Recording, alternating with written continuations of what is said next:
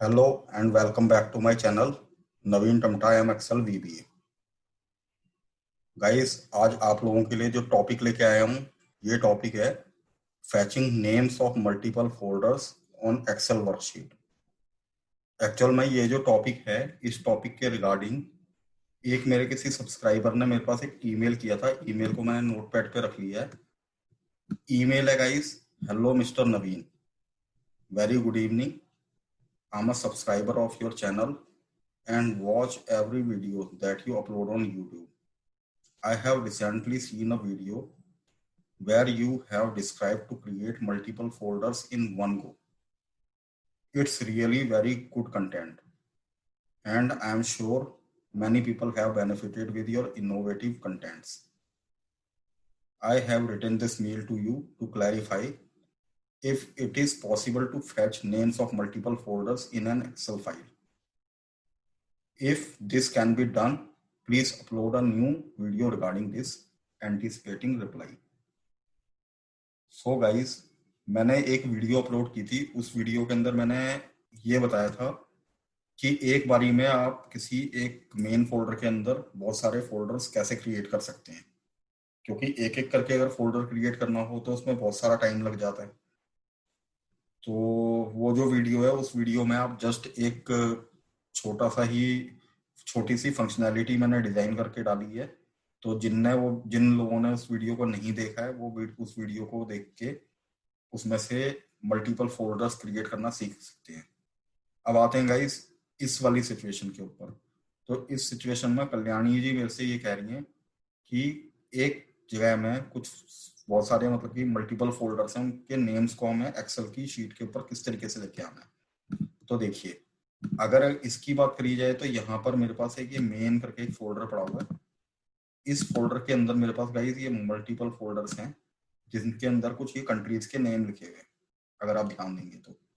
और अगर आप यहाँ नीचे ध्यान देंगे तो ये 157 आइटम्स हैं टोटल। तो इन 157 आइटम्स को अगर एक एक करके अगर ऐसे कॉपी करके अगर हमें एक्सेल की शीट पे लेके जाना हो, तो ये तो एक लंबा चौड़ा काम हो जाएगा। जैसे इसको मैंने कॉपी किया, फिर मैं अपनी एक्सेल की जो मेरी शीट है, उस शीट पे मैं जाके ऐसे कॉपी कर रहा हूँ, फिर एक एक करके इसको एक बारी में हम लोग किस तरीके से फैच आउट कर सकते हैं। इसके लिए मैं एक सिंपल सा VBA का कोड लिखने जा रहा हूँ, और उस VBA कोड की सहायता से ये जितने भी फोल्डर्स के नेम्स हैं, ये उठ के हमारी एक्सेल की वर्कशीट के अंदर आ जाएंगे। तो लेट्स गेट स्टार्टेड गाइस। तो इसके लिए सबसे पहले मैं यहाँ पर गाइस एक पाथ डिफाइन करूंगा अपने मेन फोल्डर का, क्योंकि हमें पाथ की जरूरत होती है। तो इसके लिए ये जो मेरा फोल्डर है, इसका पाथ यहाँ से मैंने कॉपी कर लिया है लाइक दिस, और इसको मैंने यहाँ पर रख दिया। This is my path, okay. And now मैं चाहता हूँ कि ये जो तीसरा मेरा कॉलम है, इसको मैं थोड़ा बड़ा करके यहाँ पर कंट्री नेम करके लिख रहा हूँ, सो दैट कि जितने भी मेरे कंट्री के नेम्स हैं वो फैच होके इस वाले कॉलम में आ जाएं।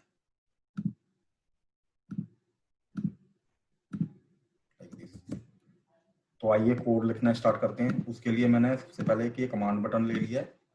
कमांड बटन को यहाँ पर प्लेस करके इसका नाम चेंज कर लेते हैं। प्रॉपर्टीज में जाके, कैप्शन में जाके, जैसे इसका नाम मैंने लिख दिया है fetch folder name, and by double clicking on it you can get into the background of this VBA coding, and now you can start writing your code here. So अब क्योंकि ये जो कोड है, इस कोड को लिखने से पहले मैं आप लोगों का ध्यान एक तरफ आकर्षित कराना चाहूंगा। गाइस, जब भी कभी फोल्डर्स की बात होगी, किसी भी फोल्डर की बात होगी, तो फोल्डर का सीधा सीधा सा मीन फाइल सिस्टम ऑब्जेक्ट से होता है। और अगर ये जो हमारा टूल है, यहाँ पर इस टूल की एक प्रॉपर्टी होती है रेफरेंसेस के अंदर जाके, ये माइक्रोसॉफ्ट स्क्रिप्टिंग रन टाइम, अगर ये टिक नहीं है गाइस, तो FSO काम नहीं करता है। फाइल सिस्टम ऑब्जेक्ट की जो शॉर्ट फॉर्म होती है उसको FSO बोला जाता है। तो अगर इन केस अगर जैसे मैं इसको यहाँ से हटा देता हूँ, बाय डिफॉल्ट ये टिक नहीं होता है, तो आप रेफरेंसेस में जाइए, देखिए अब आपको यहाँ नजर नहीं आ रहा है। तो इसको टिक करने के लिए आपको माइक्रोसॉफ्ट सेक्शन के अंदर नीचे इस तरीके से आना होगा, जहां पर माइक्रोसॉफ्ट स्क्रिप्टिंग रन टाइम, ये अल्फाबेटिकल ऑर्डर में होता है गाइस। तो इसमें से जैसे एम और एस में मैं जब आना स्टार्ट करूंगा तो यू कैन सी नाउ कि ये एम और एस जो स्टार्ट है, script control then scripting run time आपको यहाँ पर मिलेगा, तो इस पर टिक कर लीजिएगा, देन क्लिक ओके। अब जब आपने इसके ऊपर क्लिक कर लिया, now you can start writing your code. तो उसके लिए गाइज मुझे कुछ वेरिएबल्स की जरूरत पड़ेगी, तो मैं वेरिएबल डिफाइन कर रहा हूँ। सबसे पहले मैंने बोला dim FSO as new file system object. Then मैं बोलता हूँ dim main folder as object. Then मैं बोलता हूँ dim my folder as object, my path as string. अब डिफाइन कर लेते हैं। मैंने बोला माई पाथ, सबसे पहले माई पाथ को डिफाइन करना है। माई पाथ के लिए जो मेरी प्रोजेक्ट शीट है, इस प्रोजेक्ट शीट के अंदर, जैसे मैंने बोल दिया शीट्स, प्रोजेक्ट शीट के अंदर जो सेल्स है, इसके अंदर 1,1 यानी कि A1 जो भी वैल्यू है उसको ये पास समझेगा। ठीक है गाइस। इसके बाद मुझे इस मेन फोल्डर को सेट करवाना पड़ेगा, तो मैं बोलता हूँ सेट जो मेन फोल्डर है इसको fso डॉट गेट फोल्डर करके एक हमारी प्रॉपर्टीज के अंदर आती है, और वहां पर आप डिफाइन कर दीजिए माई पाथ, जो भी मेरा पाथ होगा। ये क्या करेगा, ये वाला जो मेन फोल्डर है, ये जो भी हमारा मतलब कि मेन फोल्डर है उसके अंदर पाथ के थ्रू इसको एक्सेस करने के लिए ये वाला कोड लिखा जाता है। चलिए जी, इसके बाद मैं लिखना चाहता हूँ रो नंबर, एक वेरिएबल और ले लिया, इस रो नंबर को भी डिफाइन कर लीजिएगा इस। तो मैंने बोला dim row number as integer long whatever you want, row number equals to, इसके अंदर मैंने वैल्यू असाइन कर दिया 2, क्योंकि मैं चाहता हूँ कि इस 2 नंबर से हमारे नेम फैच होके आना स्टार्ट हो। के बाद जब हमने ये डिफाइन कर लिया है, तो अब मैं बोलना चाहता हूँ गाइस, यहाँ पर मैं एक लूप इनिशिएट करूंगा, और ये लूप जो होता है ये फॉर ईच लूप होता है। ये एक एक किसी चीज को देखते हुए चलता है, जैसा कि ये अपने आप में बोलता है फॉर ईच। तो मैं बोलना चाहता हूँ फॉर ईच, ये जो हमारा माई फोल्डर है,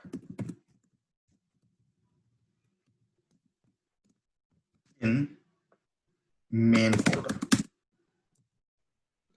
गाइस फॉर ईच। और ये लिखने के बाद मैं चाहता हूं कि जब हमने ये लूप को इनिशिएट कर दिया है, तो इसके बाद मैं इसको ये बोलना चाहता हूं कि जो हमारी ये जो शीट है प्रोजेक्ट वाली, मैं बोलना चाहता हूं जो शीट प्रोजेक्ट है इसके ऊपर सेल्स, ये जो रो नंबर मैंने लिखा है इसको मैं रो इंडेक्स के अंदर रखूंगा।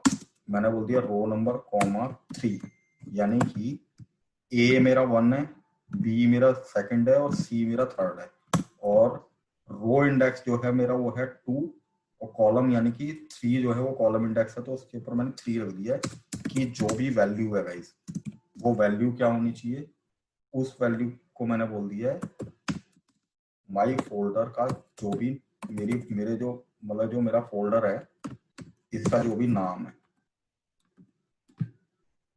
और उसके बाद हम इसको, क्योंकि ये जो रो नंबर 2 है, इसको एक एक करके आगे बढ़ाने के लिए यहाँ पर मैं लिख दूंगा row number equal to row number plus 1, और लास्टली इसको भी एक एक करके बढ़ाना है हमने, तो यहाँ पर नेक्स्ट लूप चलता है, तो नेक्स्ट माई फोल्डर। तो गाइस अब अगर इस फोल्डर की बात करी जाए, तो इस फोल्डर के अंदर अफगानिस्तान, अफ्रीका, अल्बेनिया, इस तरीके से ये नेम्स लिखे हुए हैं। तो लेट मी जस्ट चेक कि अगर मैं इसको 1 बाय 1 अगर फैच आउट करना करूं F8 की के थ्रू, तो क्या ये नेम्स यहाँ पर उठ के आ रहे हैं? तो लेट मी जस्ट चेक। इसके लिए F8 की को यूज करते हैं।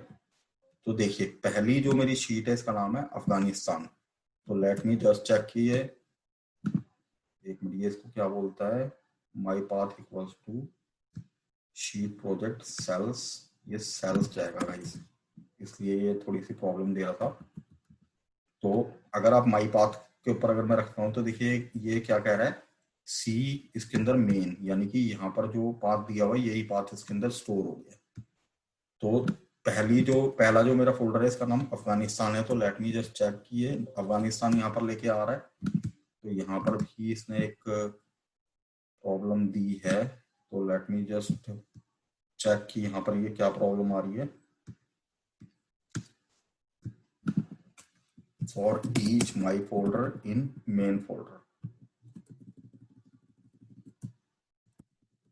मेन फोल्डर हमारा ये है, my folder in main folder dot, guys इसमें ना एक छोटी सी चीज और ऐड होगी, उसको बोला जाएगा सब फोल्डर्स। ये इसमें एक छोटी सी मिस्टेक हो गई थी, यानी कि एक एक फोल्डर को चेक करेगा मेन फोल्डर के अंदर जो एक एक सब फोल्डर्स हैं। ये वाला जो कोड है इसके अंदर हमें डॉट के साथ जो काम कराना होता है, बी इट कि उसके अंदर फाइल्स पड़ी हों, तो अगर जैसे इसके अंदर फाइल होती है और हमें फाइल्स का नाम लेके आना होता तो मुझे फाइल्स लिखना होता, तो इसलिए मैंने यहाँ पर सब फोल्डर्स लिखा है। अब इसको देखते हैं एक एक करके क्या ये फैच करके लेके आ रहा है। तो देखिए F8 ये देखिए अफगानिस्तान यहाँ पर आ गया। अब दूसरा जो हमारा है अफ्रीका अल्बानिया, तो ये देखिए अफ्रीका अल्बानिया एंड क्या चीज है, आई डोंट नो एंड क्या चीज है, जो भी है लेकिन फोल्डर का नाम ही है।